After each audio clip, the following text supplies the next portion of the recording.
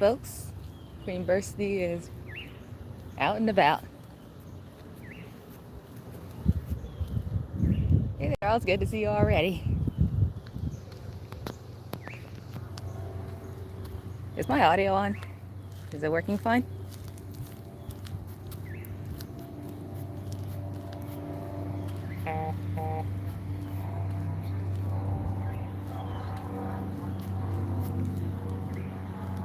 Alright, so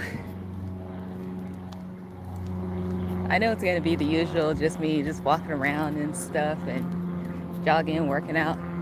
But basically, in today's video, or should I say live video, I do want to make a very interesting video about the advice that some people would like to hear or need when it comes to writing stories.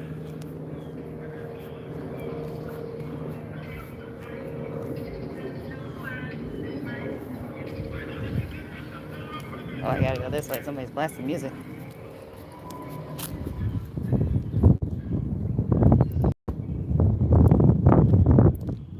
Hey, Charles, good to see you again.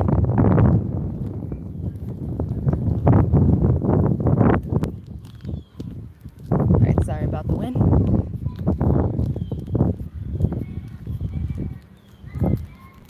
All right, so basically, here's an advice for those who want to become future writers themselves. The first thing to do when it comes to writing stories is basically this thing called, let's see, the very beginning, it's called an introduction, or some people call it prologues, or basically chapter 1 and stuff like that. And so basically, when it comes to doing stories like that, the introductions are usually basically, well, they're introductions. And basically what you do is that you introduce the writer to the characters and a bit of their personal backstories and being in their shoes.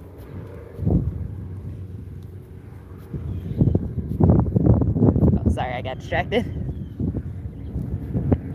Yeah, so basically introducing the characters, being in their shoes, and telling the viewers about what their life is like and how long they've been in that lifestyle.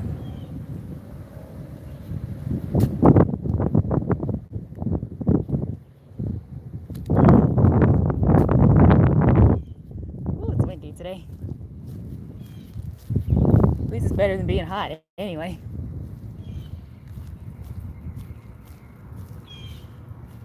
Gee, this tree. I'm doing great, Charles. Thanks for asking.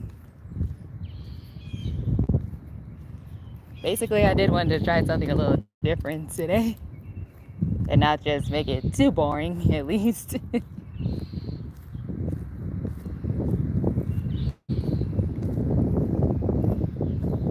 Where was I?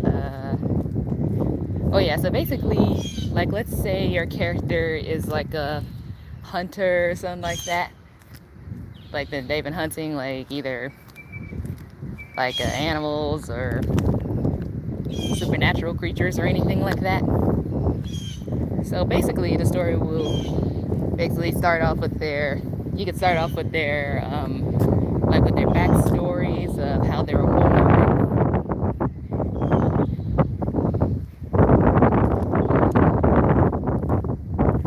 Basically how they're born and what their life was like when they were born or after they were born, basically. And what you can do there is share with the audience about the fact that why the character acts the way they do and why they have an intense hatred for any supernatural creature,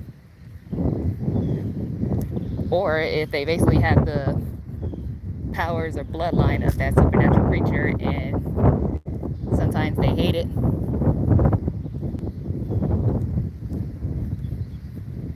They get hated for like personal reasons, either because of what happened to their mom or dad or guardian or sibling or any family member, basically.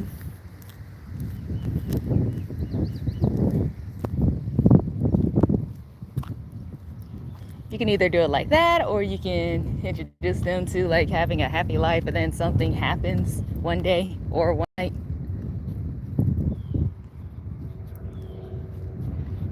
Kind of like how sometimes in those animes when they introduce, well, some of them introduce like a character having a good life and basically something happens and they discover that they have a secret power or something like that that they have no idea that they had until they find out recently. Those stories can be pretty fun. But sometimes the tricky part is coming up with the names of those powers.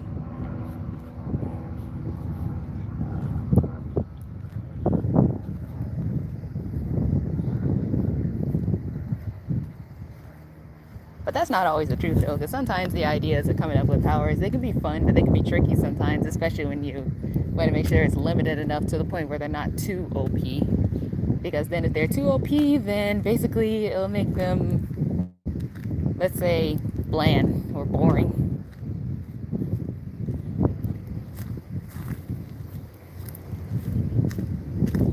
Basically, anything like that comes to mind. Ooh, do you guys see the cat? Oh, it walked away. Kitty!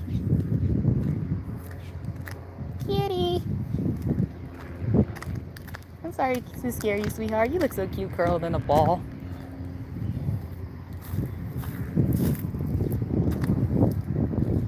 It's okay. If I was in that cat's paws, I honestly would be scared too.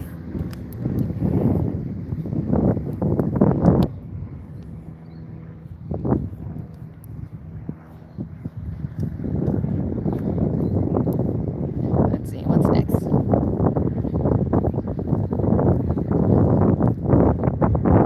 Also, another important thing is that if you want your character to have a friend or like an ally or a companion or something like that, you can do that if you want, or if you don't want to do that, then that's totally fine. Anytime you write a story, it's depending on your choice.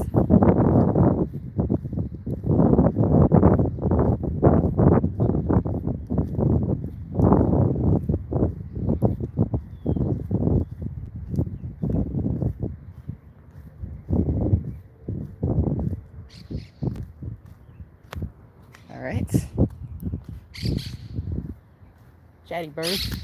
Ooh, they're green. Pretty and green birds.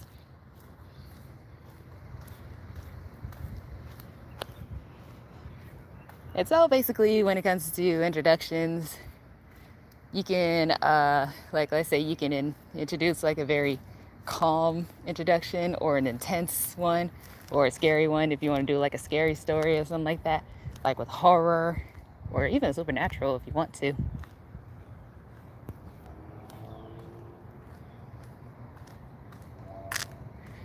But here's the downside, well, the only down part is that make sure the introduction is not too long, because if it's too long, then basically the reader will kind of lose interest because the introduction is a bit too long. It's kind of like the same thing like in movies and video games too. The introduction can be pretty good as long as you keep it like simple but not too long, and don't make it too wordy. I kind of learned that the hard way after I've been typing for like I guess you could say since like I think since like high school. I think it's been so long that I kind of forget.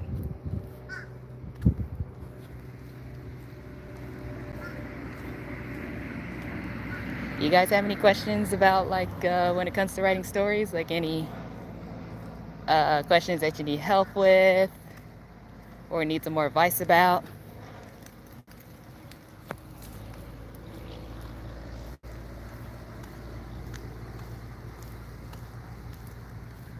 That is true. Morals, I almost forgot about those. Morals and emotions, those are definitely very, very important when it comes to writing stories.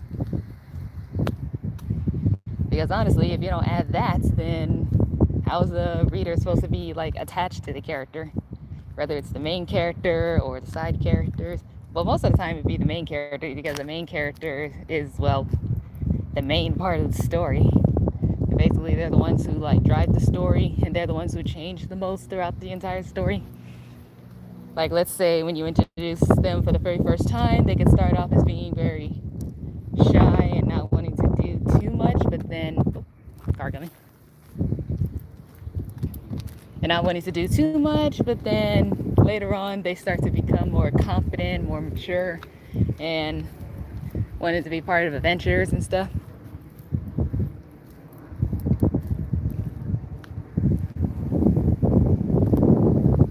Like at some point in the story, they could still be kind of shy, like in the middle of it, but they'd be more determined and willing to do anything, especially for friends.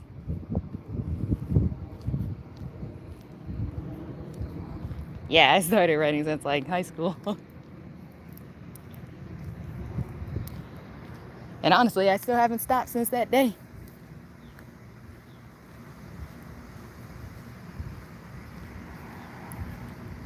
Yep, that's very important. Like life lessons, they are very, very important as well, especially for like let's say young children or teenagers. Well, actually, basically everyone of all ages.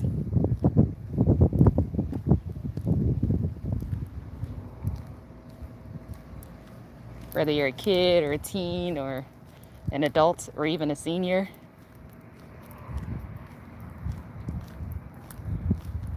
Those actually do be.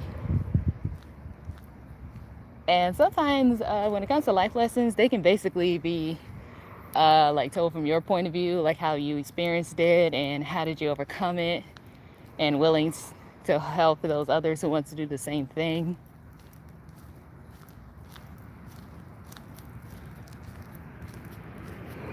Basically, others who, wait, what'd I say? Others who are going through the same thing. I don't know if I said it right or not. I mix up my words sometimes.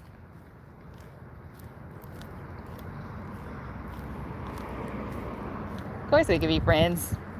Anybody who shows a sign of being kind and friendly to others, they basically can become a friend of mine.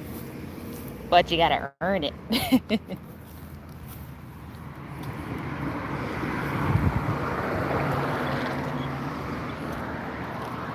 Huh? What's that?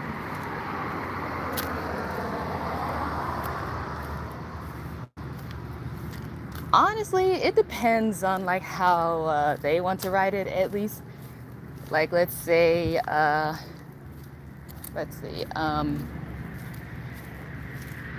like let's say your simple task is to basically, let's see.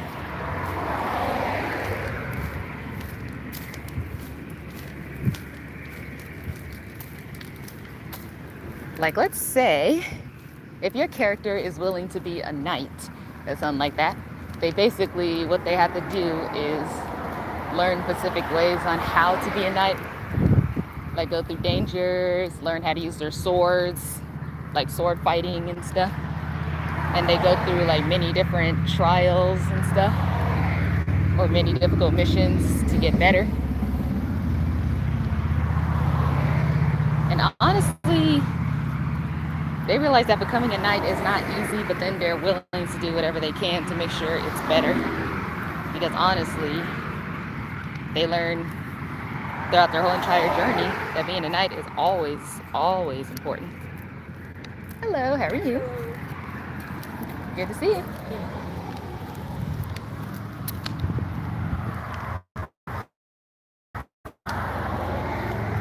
Or another interesting one is like, let's say,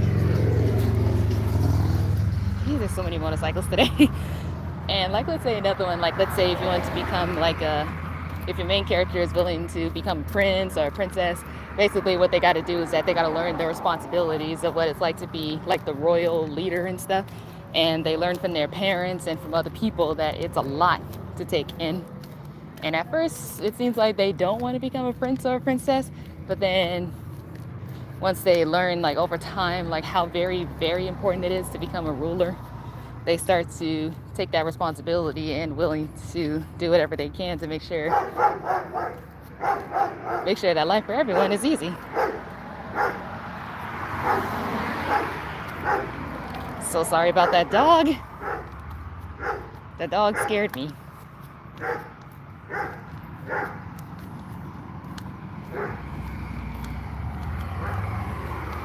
Alright, that dog is finally quiet. Or not.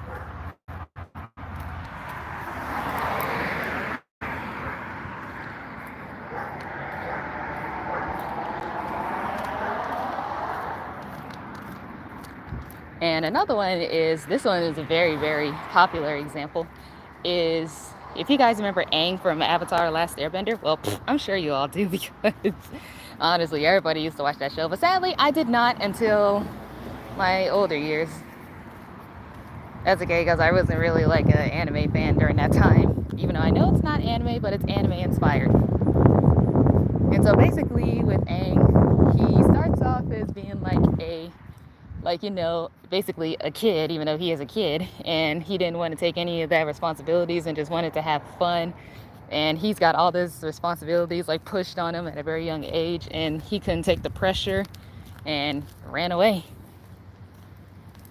But then years later, once he's finally awakened, he still at first didn't want to become the Avatar because it's too much and it's like a lot of responsibilities for him, especially for a kid at his age.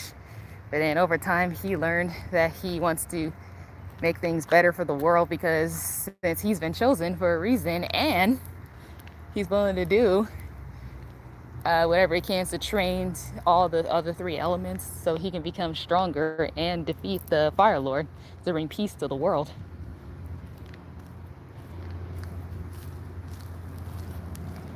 And you can see that Aang basically changed from like an immature, playful kid who didn't want to take responsibilities from the world to becoming a more responsible adolescent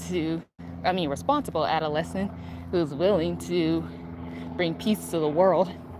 And that's what we call a major character change, or major character development, as people call it.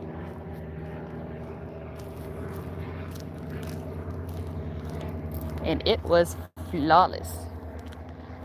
And yes, sure, he wasn't perfect. He sometimes makes mistakes, but it's okay. We all make mistakes.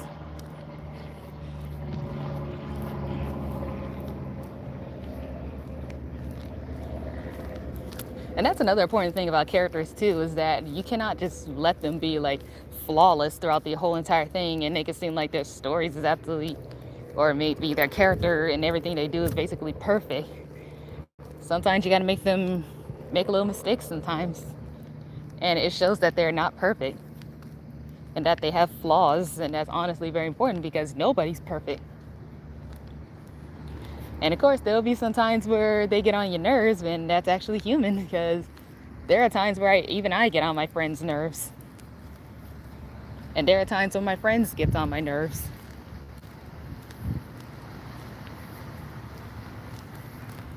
Oh yeah, there are clouds up there, but it's not like rain clouds or anything like that. It's just mostly cloudy. But it's not too bad though. At least it's not raining right now. But yesterday it was like a thunderstorm as soon as I got back home.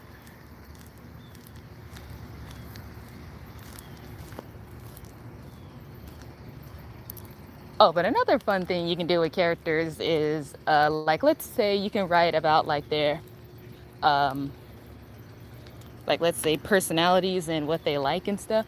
Like, what's their favorite food, what's their favorite drink, what's their favorite music to listen to, and what's their favorite type of hobby to do. Sometimes you can give the character your favorite hobby and sometimes your least favorite hobby.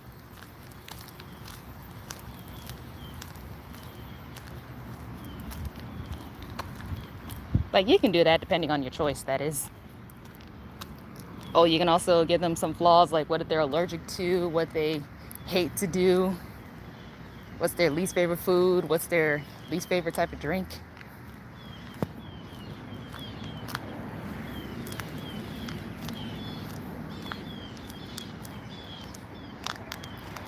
And another thing you can do is you can basically give them a love interest if you want to.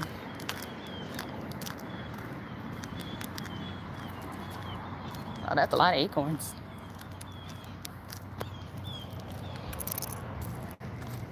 And of course, the love interest, I noticed that the most annoying thing when it comes to like love interest is the way they usually be written in like those superhero movies. Like Mary Jane, for example. Oh my Lord. What was going through that girl's head?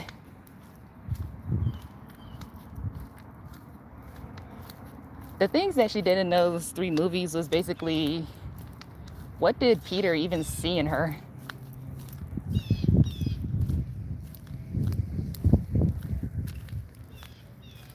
At first, I thought she was okay when I first saw her as a kid, but then later on, I started to hate her guts as I grew older, because as I'm older, I hate her more. And we all can agree that Gwen Stacy is a way better love interest than Mary Jane.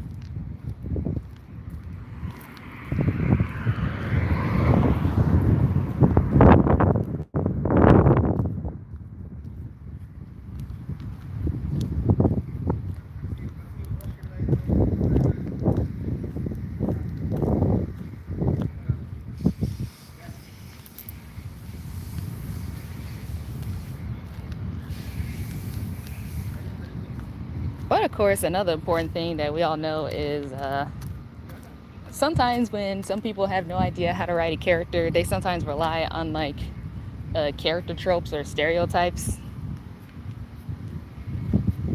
Sometimes those can work, but then if you do it wrong, then it turns out not good.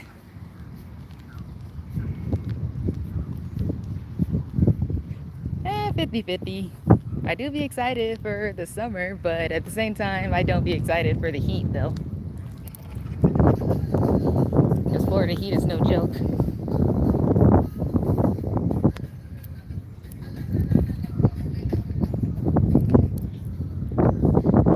Hey there, Carter.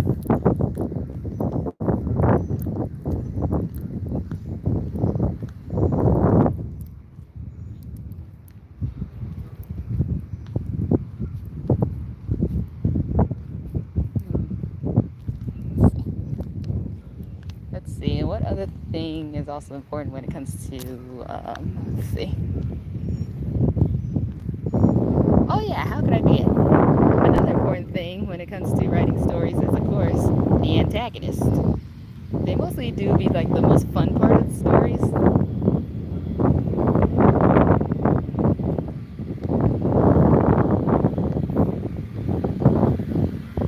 I'm sorry guys, the wind.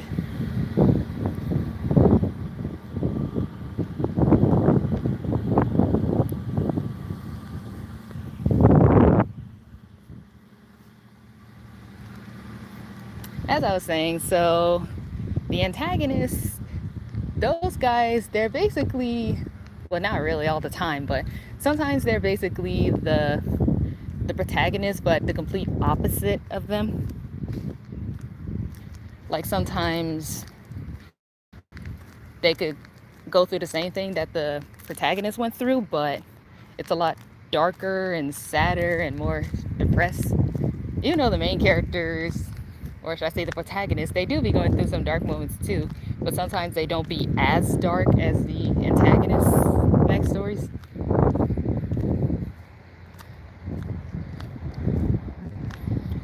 Like usually we see them start off as being like cold and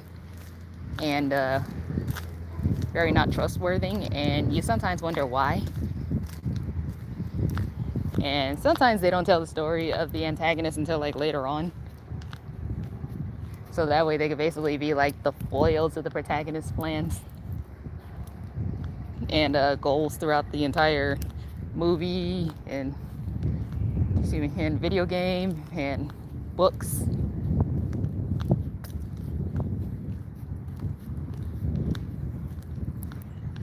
But of course we all know that they sometimes do be the most fun parts to fight against in video games and the most difficult.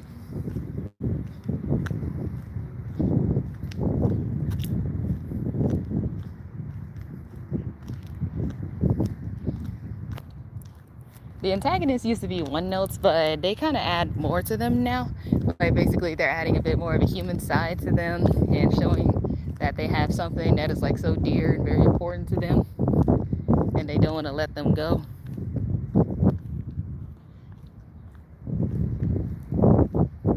And that the thing that they love so much is basically giving them hopes for the world. And then once they lose that precious item or precious person, then things start to fall apart for the worse,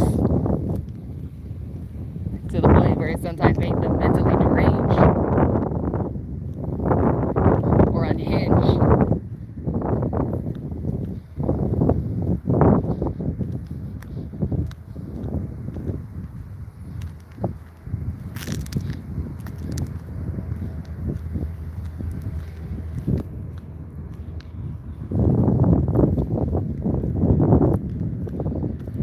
also another thing you could do if you want, even though it's a bit of a cliche, is the parents of the main character.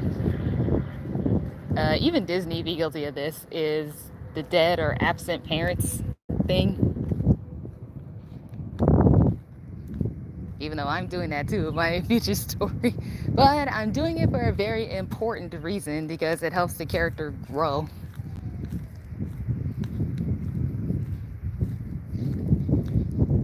But you can also do that if you want, like if the parents are dead for mysterious reasons, you start to show throughout the story like how much it's affecting that main character, how it's affecting their mental health, and how they're feeling about the world.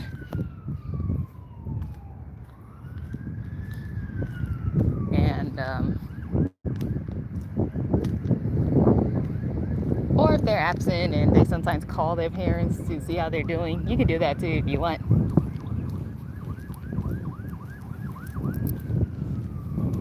Or if you want them to be a part of the story as like a supportive and helpful ally for the main character, that is definitely a good way to show how much the character wants to grow. Even though they might be scared of the world, but they're still willing to do whatever they can to grow throughout their entire adventure.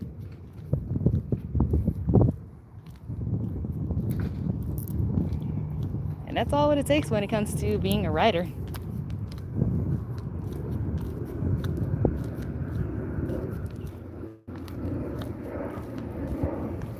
Do you guys have any questions about being a writer? Or the steps that you need help in when it comes to being a writer?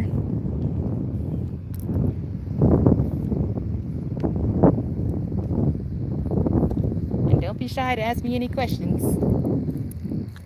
Or if you need any help with like the introduction, you can do that if you want.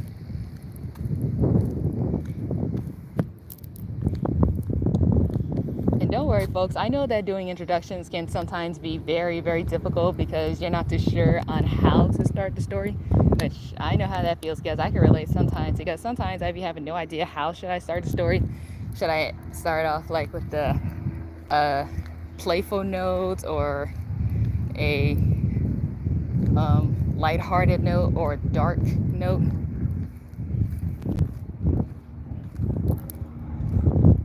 And usually with horror stories or supernatural stories, they start off very dark, and you can do that if you want.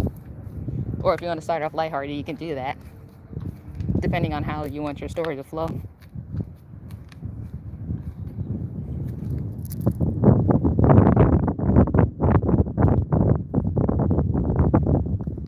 And feel free to take your time to ask me any questions about like the introductions with stories.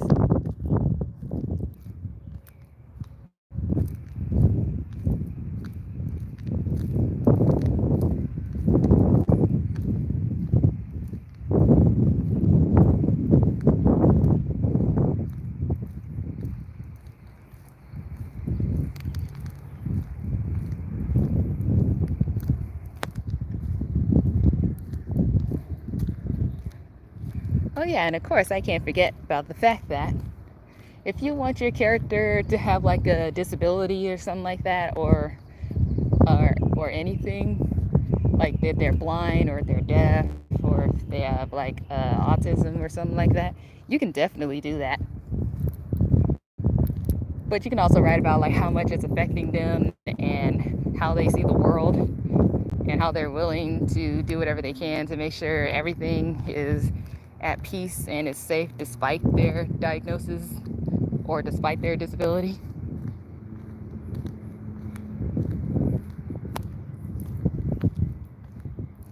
Thanks, Charles.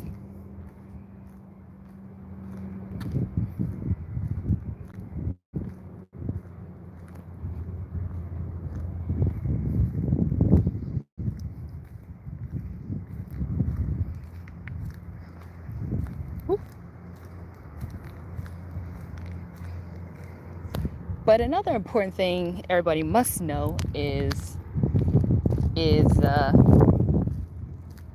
like, let's see. If you're a male and you don't know how to write female characters, basically it's okay. All you got to do is just picture yourself as like the female, what they're thinking, what the world is like to them, and learn from their point of view, like what is it like for them and how they want to change, how they want to grow and stuff. And basically, don't rely on the stereotypes, all right? Because then that makes them one note and make it seem like they don't have a personality of their own. Same thing with the female writers, if you want to write like a male character, myself included.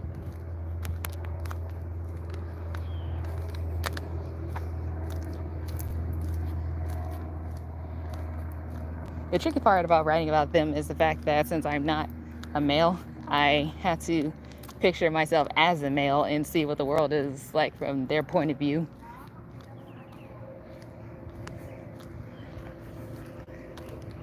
Nature walk, it'd be good though, Charles. Honestly, it's a good vitamin D and fresh air.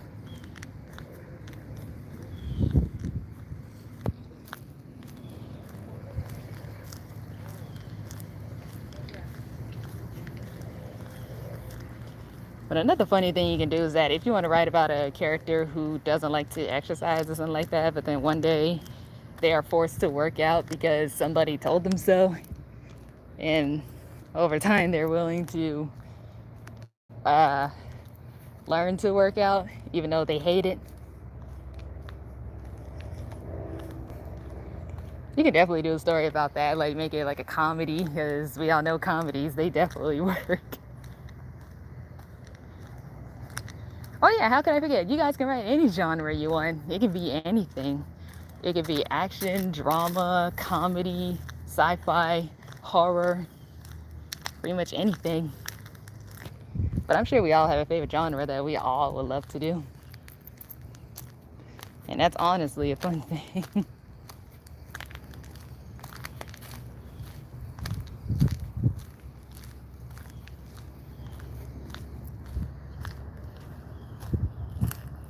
Hey, kitty.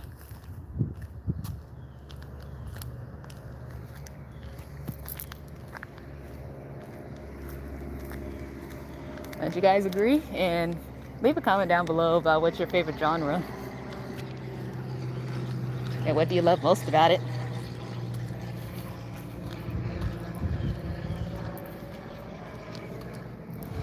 But as for me, usually my favorite genre is like action, adventure, and a little supernatural here and there, but not all the time though.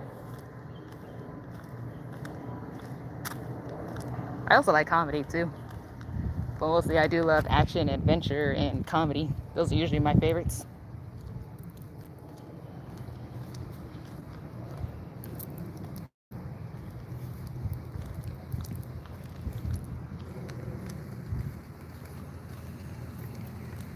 Sometimes you don't need a crown. Some people prefer to wear crowns to show that they're kings and queens or prince or princess, but sometimes they don't like to wear it, probably because maybe some reasons. Or maybe they wear like a different, unique type of crown, like the ones that can wrap around their forehead or something like that. It doesn't always have to be like 100% of jewelry, like a jewelry gold crown thing on their head. So I sometimes wonder if that thing is like heavy sometimes. Even though sometimes it can't be as light as a feather, but when you're jumping around, it still stays on your head. Whoa.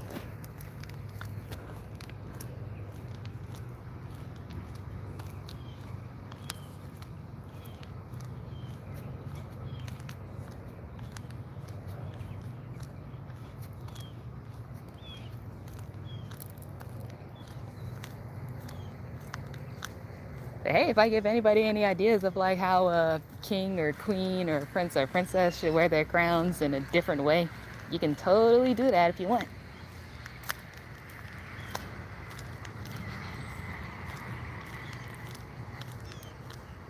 Hello there, Ido. I'm just giving some important advices to people who want to become writers or authors or screenwriters or even a video game writer or something like that. Pretty much anybody can.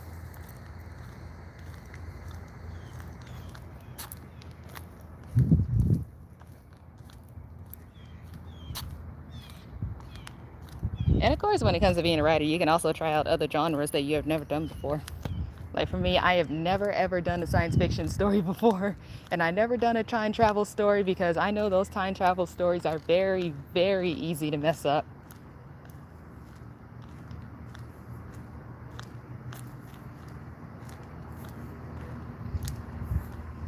Whew. The idiot plots. Well, the idiot plots, those sometimes they could work if they have another personality to them that's not just them just being an idiot 24/7.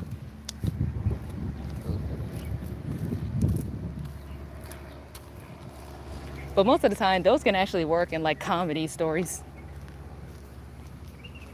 Because the idiot plot, that sounds more like a comedy thing. But the annoying thing is that sometimes writers, they take the idiocy of the character a bit too far sometimes to the point where it's annoying. And honestly, even I'm sick of it. And most of the time that be happening like with stuff that deals with like if they're aimed towards children or even teenagers or adults to a degree, but most of the time it's mostly children. And honestly, those drive me crazy.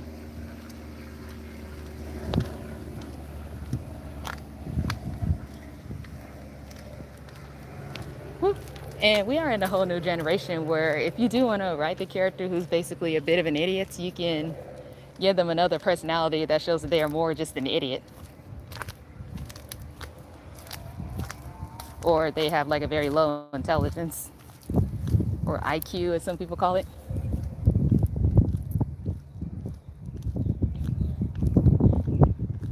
Like, of course, they can have their moments where they could be shown to be completely clever. Yep, you know it, Chev.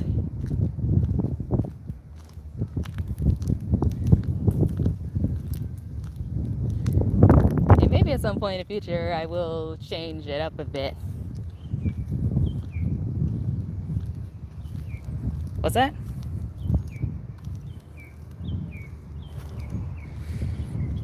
Honestly, those could work if it's not too obvious, honestly. Like, let's say if you're playing around with the viewer's head, you can do that if you want. But if the shock factor is a bit too obvious, like in some movies that Disney is well known for, then honestly, that makes it too predictable. It makes the villain like not so interesting. Or even a traitor point. So yes, those can be done well as long as you play around like with the viewer's head. But if you make it too obvious, then they're gonna get annoyed.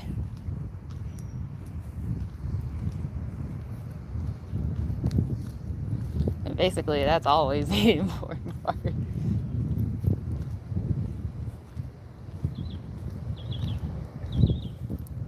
Yep. There are some Disney movies that are well known for doing like those, what's it called? Shock factor.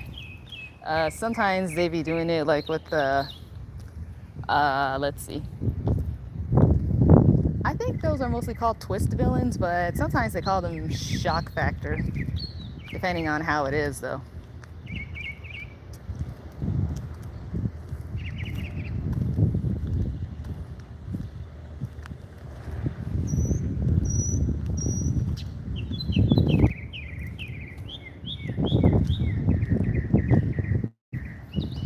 So I'll go for one more walk.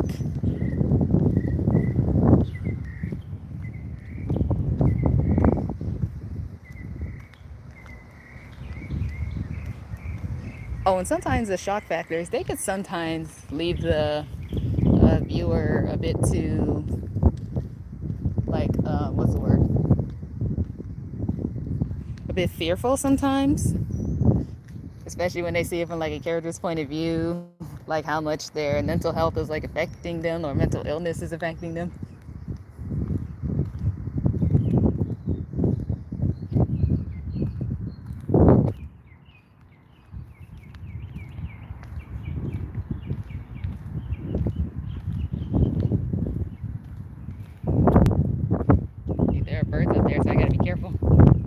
case they poop.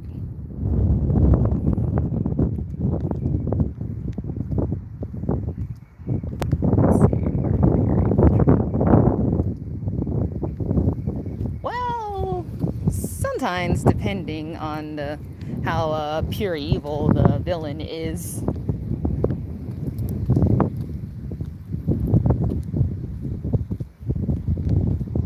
If the villain is like pure evil, then they are basically just pure evil.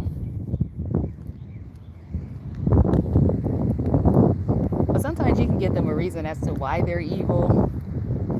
Or if they're evil just to be evil, like for the fun of it, then you can do that too if you want. Oh, hey there, AG. Good to see you.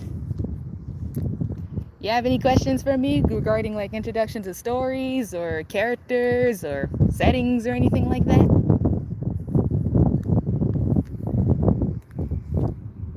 And don't be afraid to ask me any question. Because I know writing stories, they can be tough.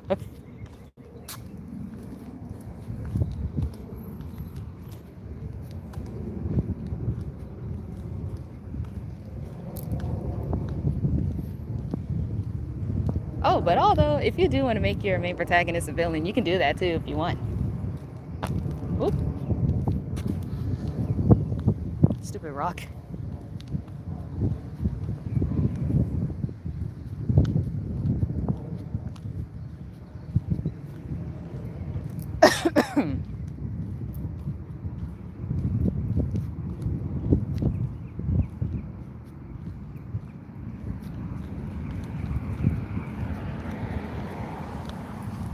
Whoa.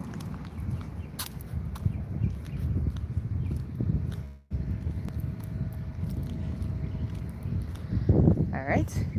And don't worry, folks. Take your time when it comes to asking questions. Let's see.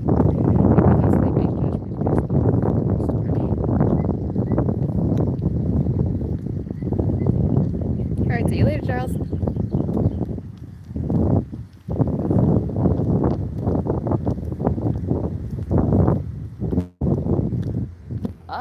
Well, judgment, not so much.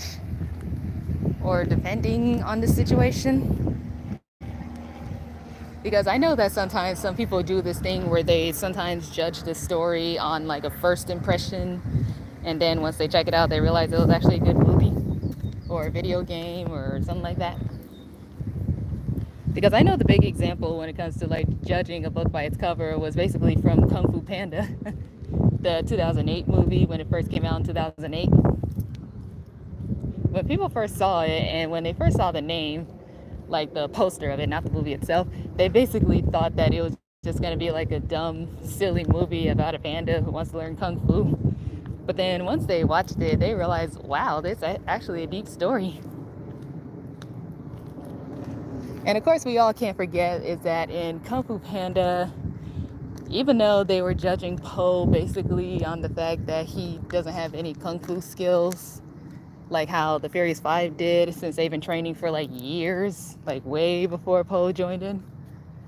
They basically did some fat phobia jokes on Po, especially Shifu himself, because basically they were judgy on him and think that somebody like him can never be a Kung Fu master because of his size and the fact that he lacks any Kung Fu knowledge, which honestly was very mean. But then later on in the movie, after he learned Kung Fu and defeated Tai Lung, he finally earned the respect from the Furious 5 and from Shifu.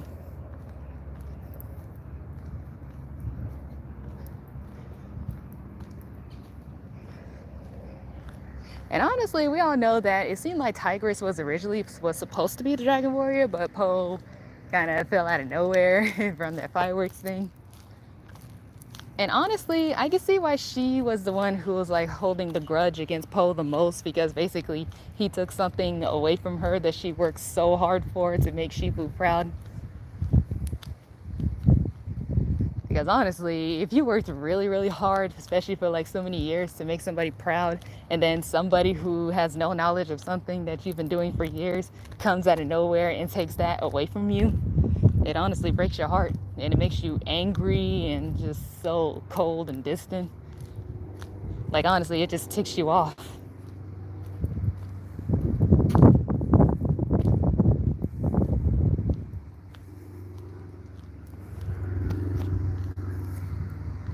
Let's see, psychopath.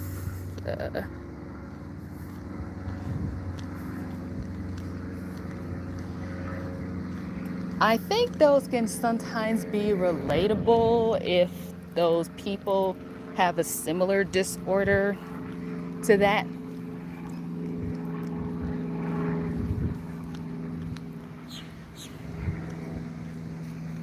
Like they've been doing lots of wrong, and sometimes they do like argue with themselves about that they've been doing so many wrong things, but then they can't help it. And basically, if that other person who sometimes be like a therapist or something like that, if they do want to help that person and help them grow to be better, they can do that if they want, or if that main character wants to grow. But then if not, then it's best to put that character in their place.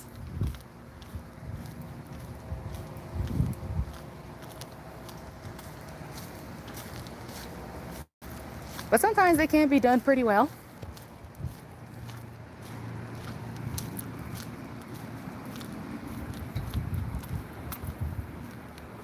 As long as they're not just like one note.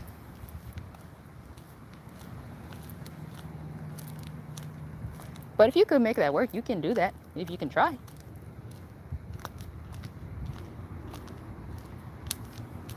Totally. But then if they don't want to grow, then the other characters would have to have no choice than to put that character in their place.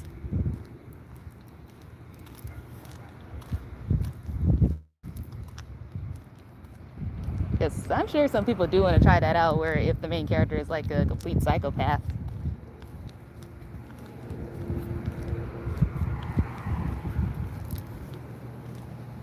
But it's true, depending on how you want to do it, at least.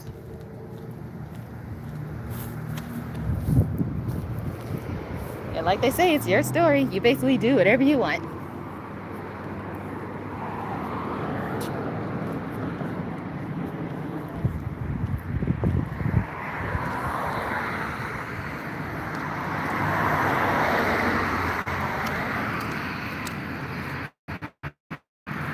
Do you have any other questions about like a character or anything like that? Or for introductions of the character, or how you want to introduce the character?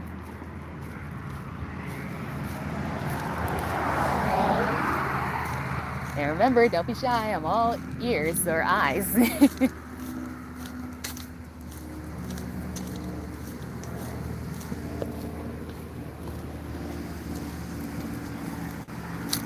And take your time, no rush.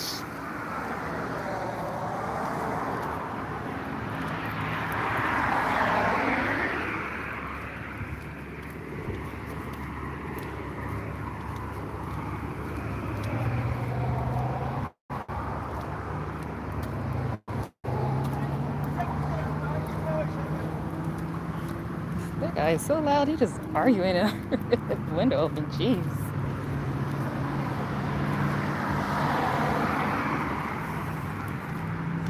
Those actually, they do be pretty unique.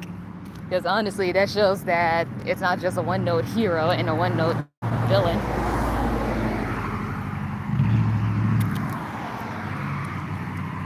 If you want to make an evil protagonist and a heroic antagonist, you can do that too. Those are like very, very unique. You can do a unique twist to it, pretty much do anything you want. And show why they act the way they do. And what caused them to act the way they do.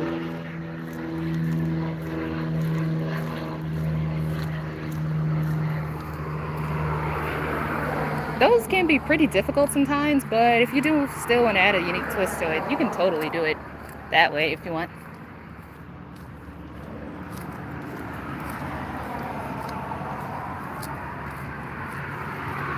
Any other questions?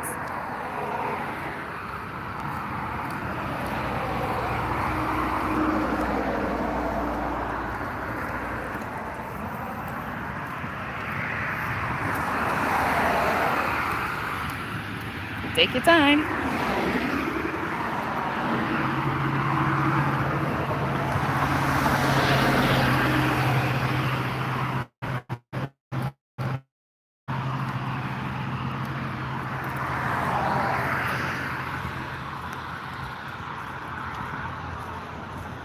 Oh, and let's see, what is that?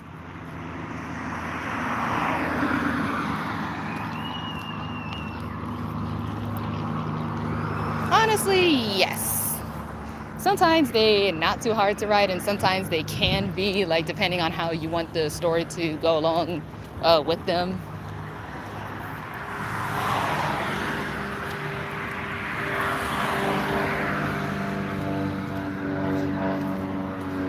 Sometimes you can even do like a pure evil rival character if you want. Like a rival to the main character, like the main protagonist.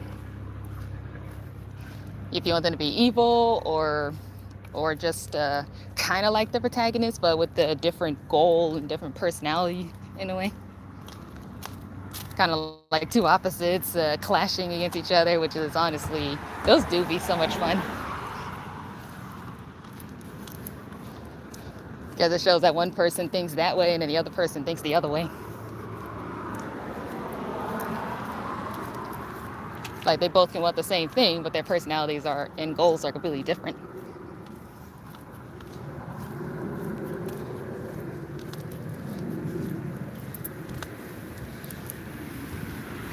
But also a pure evil character, sometimes you can make them either just straight up creepy or sympathetic, or both if you want.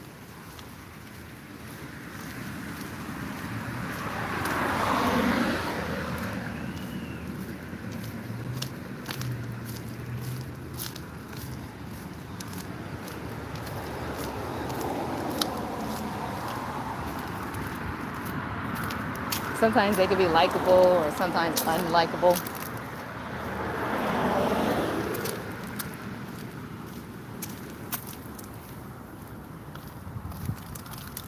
All right, so any other questions?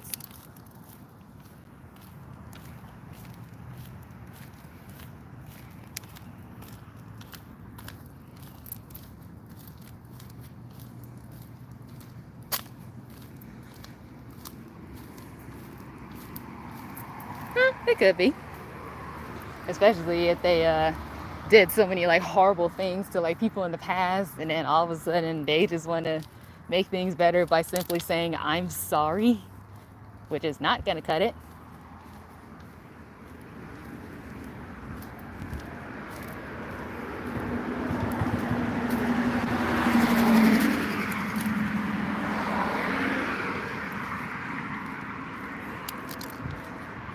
But sometimes they will have no choice to be killed because all their past sins will be passed on onto them. Huh? Honestly, I don't really have a favorite psychopathic character yet. But over time, when I watch like more like animes or other stuff or something like that, then I'll see if I'll have like a favorite psychopathic character. Because basically, I don't have one yet.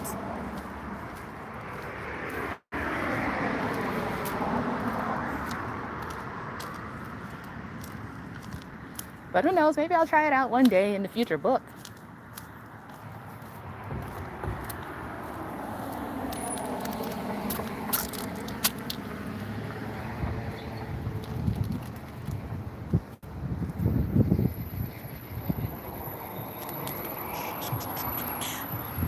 Any other questions? Why is there a cricket?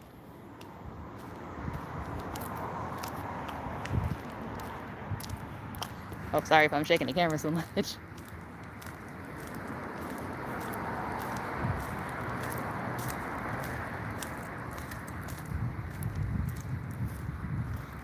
All right.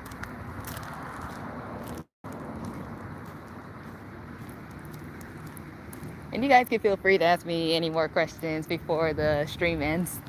Because honestly, it looks like it will rain soon and I don't want to get caught in the rain.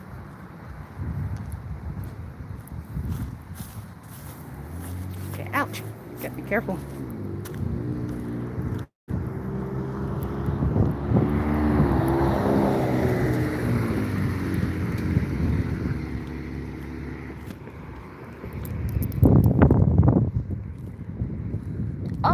honestly, now that I think about it, I had to think deeply about it when it comes to psychopathic characters. Let's see, I have to say William Afton from the FNAF series. Basically, he seems like a type of psychopath who should be put in jail, but have you ever thought of the reason why he acts the way he does? I guess you could say the man was a psycho before even his kids were like gone and stuff.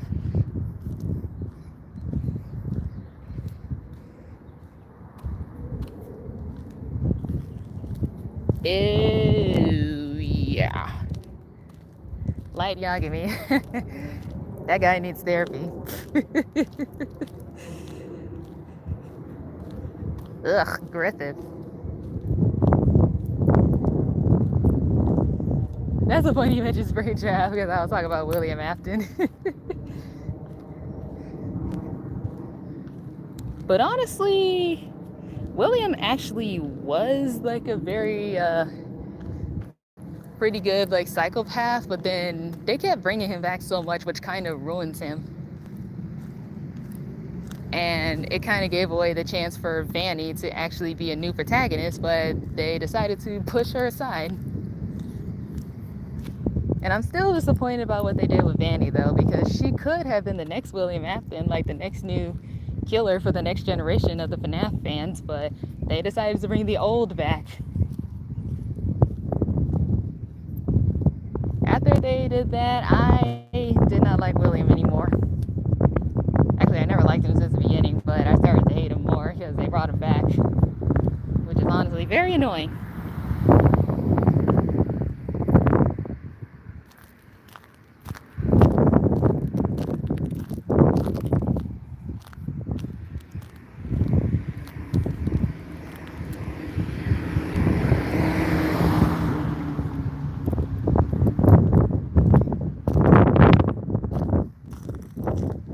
But you're right, though. Griffith is like the example of those characters that who is so psychopathic that you just hate him, but you're supposed to hate him.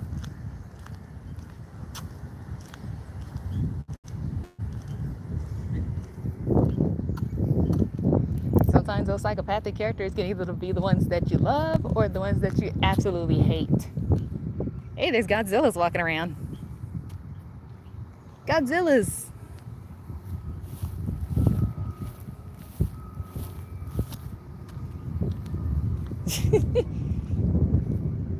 Godzilla's like, I'm out of here.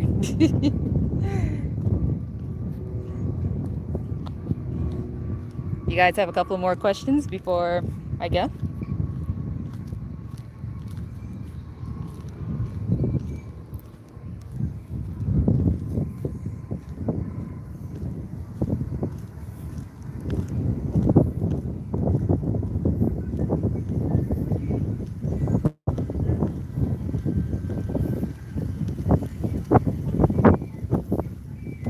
Sorry about the wind.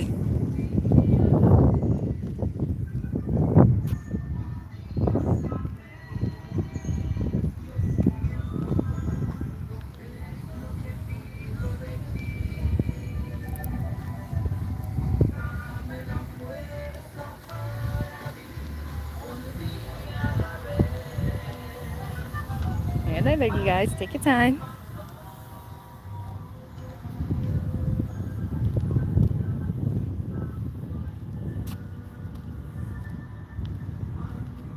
Yep, it could be. You're right, though, depending, though, at least. But it depends on how you want to write him. Him or her or whoever. Oof.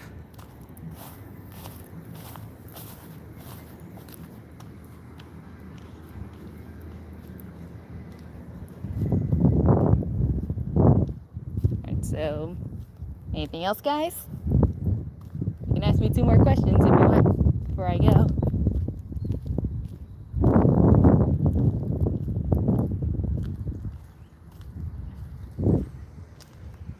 And remember, take your time, no rush.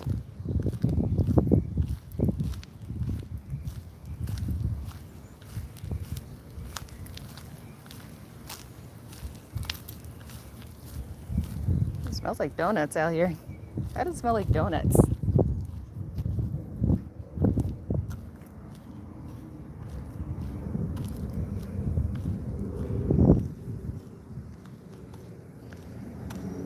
Wow, I just realized this is my longest stream yet.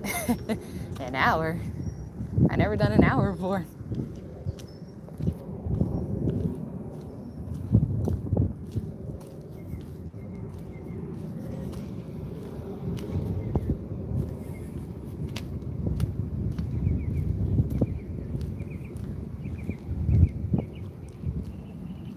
Alright guys, feel free to ask me one more question before I go.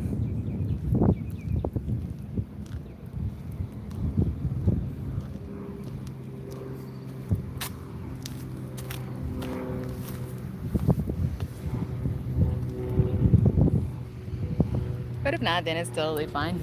No rush.